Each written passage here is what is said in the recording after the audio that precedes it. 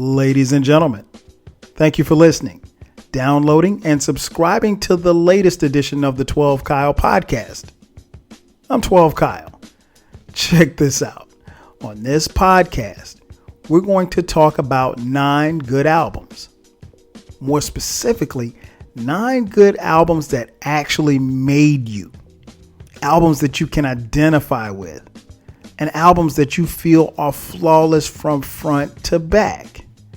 So I want you to think about yours. I'm going to give you mine. I'll drop the theme music and we'll get the podcast jumping. Let's get it.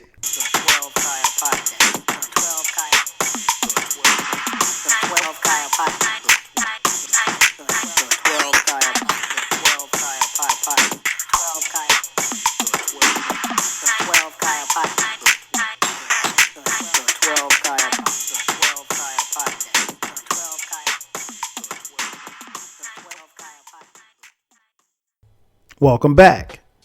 As I mentioned in the intro, we're talking about 9 good albums. Now, I know you're sitting there wondering, what does this mean? 9 good albums. The idea actually came from, or at least the first place where I saw it, was my man Questlove from The Roots. He had posted this on his Instagram page, and it was pictures of 9 album covers.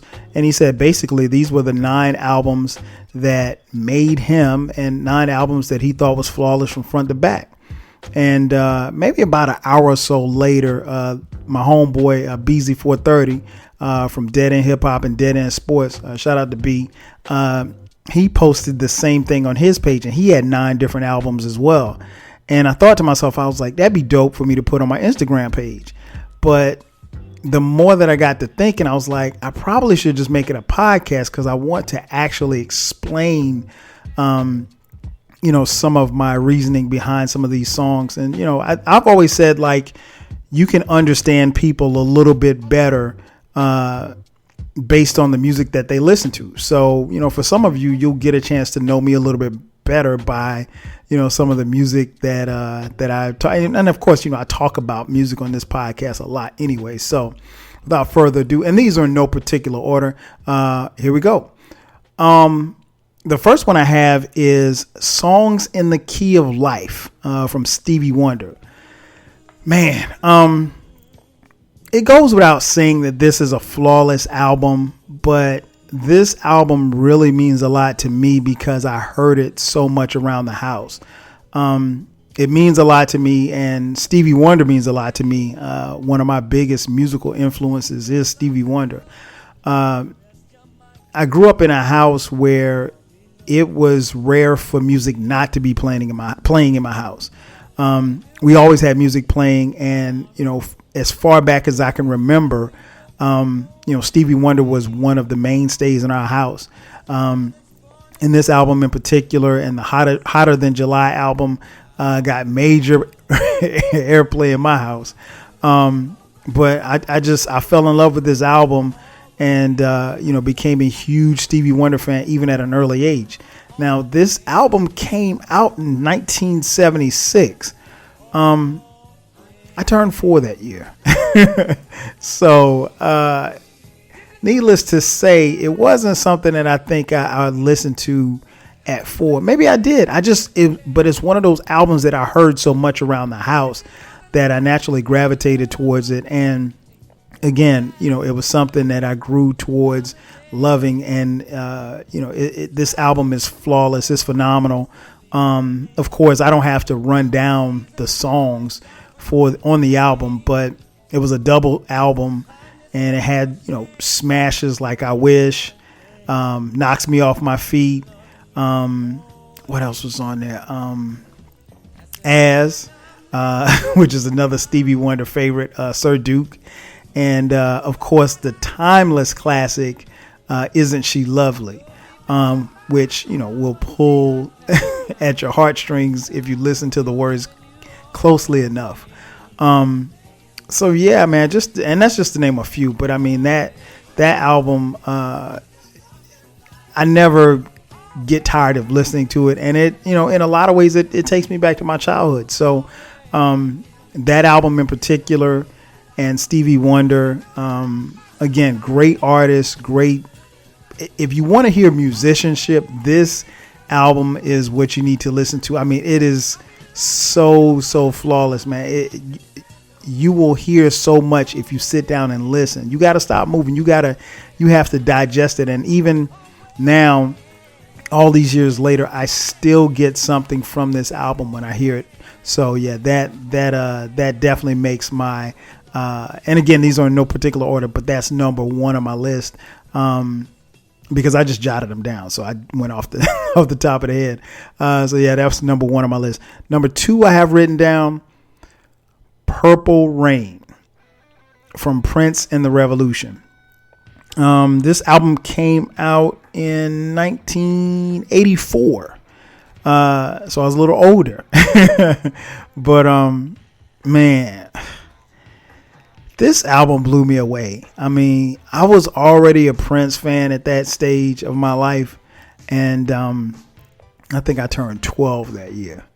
I'm gonna date myself in this podcast, but I don't care. I'm older, but I'm dope and I'm cool. So, and plus y'all rock with me, so it doesn't matter. Anyway, yeah, Purple Rain, man. I mean, the movie I thought was dope as hell.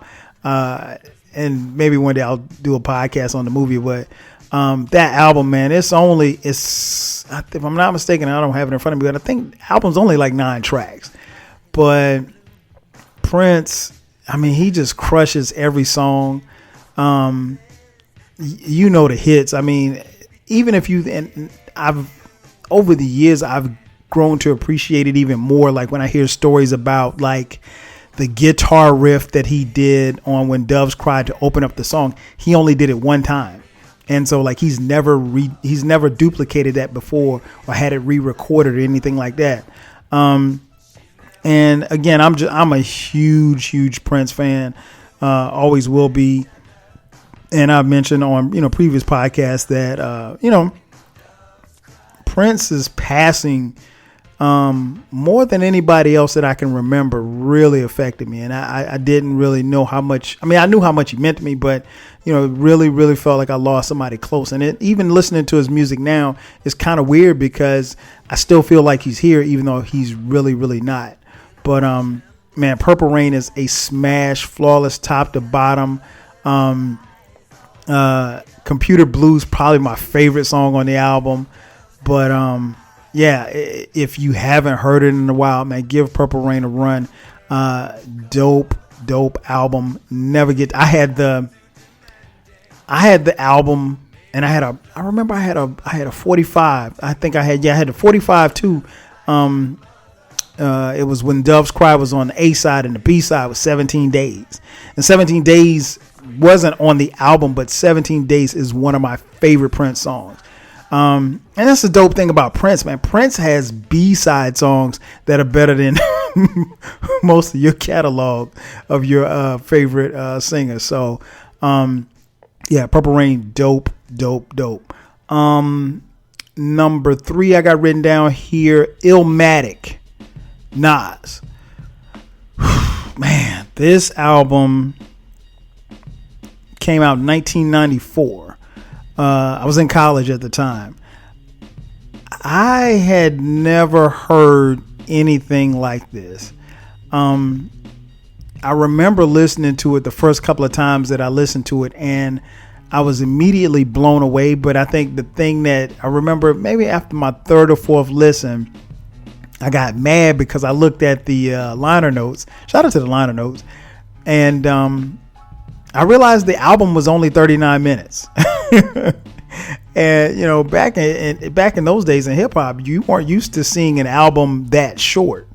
But Nas said what he had to say in 39 minutes, and it was incredible. I think this is one of the greatest hip hop albums of all time, and I think most hip hop historians will agree. Where you rank it, I don't know, but you could make a case that it is the greatest hip hop record, and you would get no arguments from a lot of people. But yeah, Nas, I mean, my favorite track on the album is probably New York State of Mind. But flawless album, no skippable tracks. I mean, lyrical wizardry. And it is mind-boggling to think that Nas wrote this album when he was 19 years old. I guess that's crazy to me. So, we were about the same age, and I was in college, and he's sitting here he's penning this masterpiece, if you will. But yeah, I love it. Love Nas. And, this is an album that is, still in my rotation to this day. I kid you not. And I've mentioned it on other podcasts, but I listen to this album every week. Seriously, every week, every Friday, I listen to Illmatic. It's just what I do. So, dope album. If you haven't had a chance to listen to it, check it out. I don't know why you shouldn't be listening to it. You should be listening to it every Friday as well. So yeah, that's Illmatic. Number 4 that I have written down as far as my 9 good albums, Paid in Full, Eric B. and Rakim. I can make a case, and I have on several other podcasts, that this is the greatest hip hop album of all time. Some may disagree, but it is probably what am I going to say? Probably. It's my favorite hip hop album, period. This album was one of the albums where I fell in love with hip hop. If you've been following this podcast and listening to this podcast, you know that I'm a huge hip hop head, and I've always have been. And this is one of the reasons why. This album came out in 1987. I was, a teenager just trying to find my way. And I tell people all the time, like, when this album came out, imagine your favorite album or an album that you really, really wanted to hear is out, but you can't get it because it's sold out. It's not in the stores. It's not like you can't go anywhere. So you got to cop a dub from somebody. You got to dub their tape. There weren't a lot of copies of this album initially, like when it first came out in, I want to say July. I don't think I got it until August. I had to wait like a couple of weeks before I actually got the album. But I Ain't No Joke was my theme song. Eric B for President. My Melody, one of probably my top 5 favorite hip hop songs of all time. Just an incredible album, front to back. Now I know people like my man Eclectic. Shout out to E. He doesn't like Chinese arithmetic. Who cares? I love it. But yeah, it's a dope album. I think it's a must have for any hip hop head. And again, it was a part of my soundtrack of my lifetime. So if you were to do a movie on my lifetime, Paid in Full has to be in there somewhere. God forbid if I were to pass away tomorrow, you better play Paid in Full, a song from Paid in Full at my funeral. That is a request. It's in my will. So, yeah, Paid in Full, that is on my list. Number 5, Midnight Marauders, A Tribe Called Quest. Man, this album came out in 1993. I was in college at the time. This was A Tribe Called Quest's 3rd album. So they were following up their smash and classic album, Low End Theory. So many people had doubts as to how this album would sound. Could Tribe do it again? So forth and so on. When this album came, I lost my mind. I'm not going to lie. I think one of the things that resonates with me is where I was at this particular time. I had a couple of failed relationships. I was playing football in college, and that wasn't really going the way that I wanted it to go. And when this album came, and this album kind of injected a different type of vibe and steez into me that I had never had before.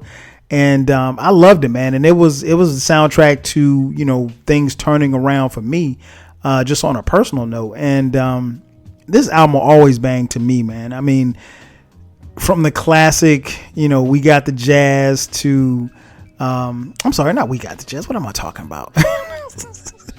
Not We Got the Jazz. I meant to say Electric Relaxation. We Got the Jazz was on Low End Theory. My bad.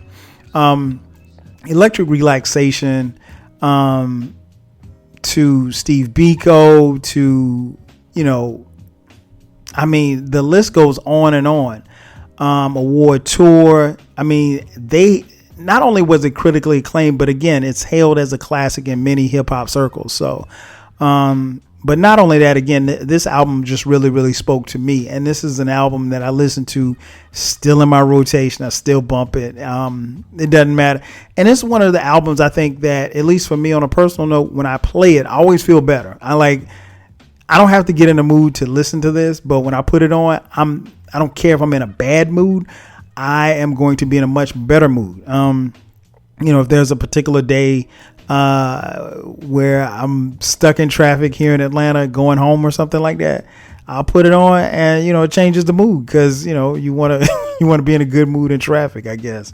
But yeah, Midnight Marauders, A Tribe Called Quest, man, shout out to Phife, rest in peace.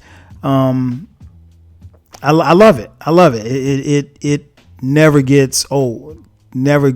And it doesn't sound stale. It sounds just as dope now as it did back then. And I'm pretty sure that there's a podcast coming on this album. Just stay tuned. Then let's see, for number 6, My Life, Mary J. Blige. Man, listen. This album came out in 1990. Oh, I can't forget. It's 1994. Yeah, 94. I was in college at the time. It wasn't What's the 411, and I love What's the 411, but this album had everything in it, man. It had the ballads, it had the jams, it had, it was a feel-good album. I always found it interesting about this album that a lot of people identified with the title track, My Life. And if you listen to the words, she sounded so down out and depressed. And a lot of people will tell you that they think that this is Mary J. Blige's best work. And it's unfortunate that her life was in such a tailspin that we got such great music, and so many people identify with that sound and what she was able to project. But man, this album, one of the things I remember about this album too is that when it came out, this album you could pretty much bump anywhere. You could bump it in a car, you could bump it in the house when you're cleaning up on Saturdays. It didn't matter. One of the things that will always stand out to me with this album was I Met a Girl, and not soon after we started talking in college that we both shared commonality in loving this album. So we would talk about this album all the time. And so, I don't know, years later, we get married and have kids and we're still together. Almost 18 years of marriage at the time of this recording. So yeah, I met my wife, Sharice. And so this was an album that we kind of identified when we were, both of us were music heads. And, we really bonded over this album. So this is kind of like our album. So, and when I come through, scoop her up in my in my Nissan Sentra, sitting on 13s. And, we ride around and stuff. And we listen to this album and talk about it and just talk about music. And so this album is kind of sentimental in that sense. So, your boy 12 Kyle, I'm a sentimental guy. So, yeah, so that's our album. So, me and Sharice, we vibe to that. So, but other than that, it's still a dope ass album. Listen to it if you haven't in a while. Mary J. Blige, My Life. Number 7, Illadelph, Half-Life, The Roots. Now I did a podcast on this album when it hit the 20-year anniversary in 1996, because that's the year that it came out. This album, man, oh my gosh, there's a lot that I can say about this album, but I said a lot of it on the podcast. But I really identify with this album. Another album that I listen to weekly. There's a theme here. I mean, the Roots crew, Black Thought, Malik B, of course, Questlove, the whole crew. Flawless album. I think my favorite song on there is the Hypnotic.